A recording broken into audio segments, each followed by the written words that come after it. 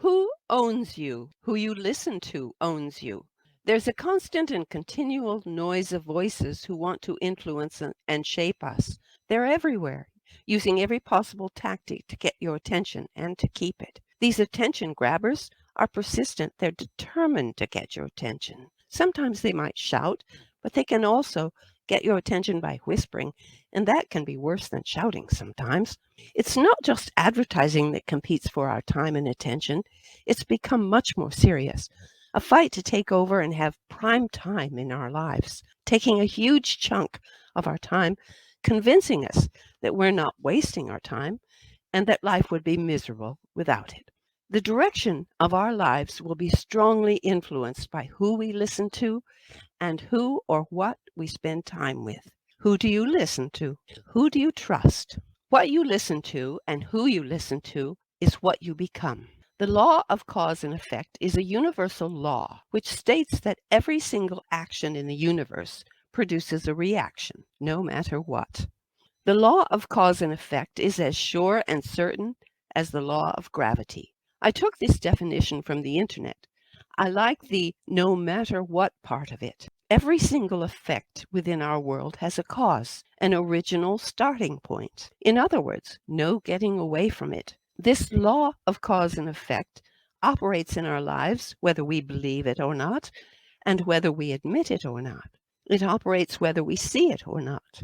When we use the words because, since, therefore, as a result, consequently, thus, and due to, we're using this law of cause and effect.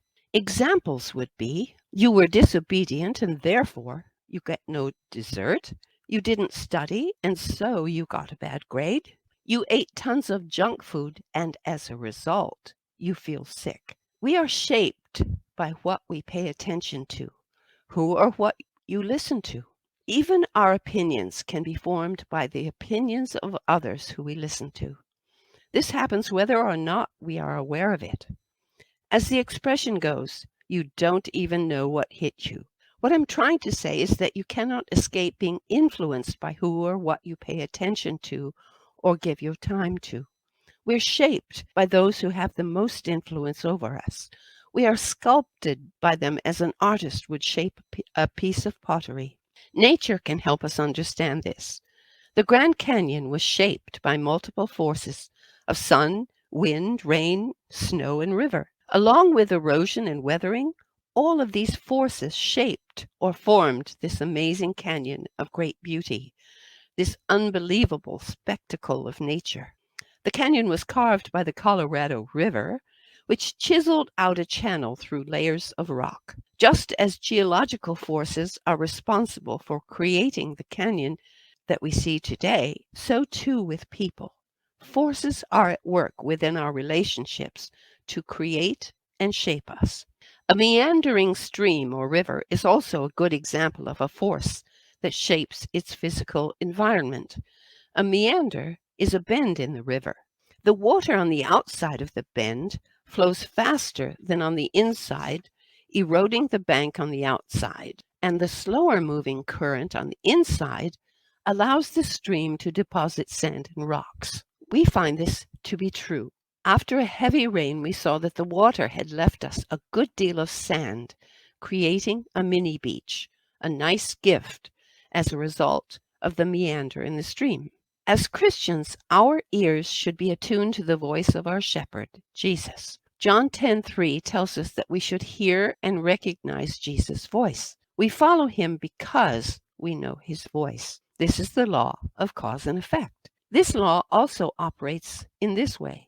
They will not follow a stranger, but they will run from him because they do not know the voice of strangers. This is an interesting fact about shepherding in the Middle East, where Jesus was born and where he taught. You can imagine that being a shepherd could be quite a lonely thing to be. So shepherds would try to spend some time together, and of course their flocks would get together too. When it was time for the shepherds to go their own way, each would call his sheep by a special call or whistle. Only the sheep who had been taught that special call or whistle would respond. The others had to wait to hear their own signal. All this had to be learned. Newborn lambs just follow the herd. As they matured, they learned to respond to the shepherd's call.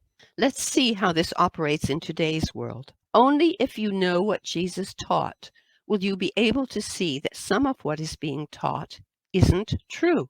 Remember, you have to be a bit of an expert to detect a counterfeit.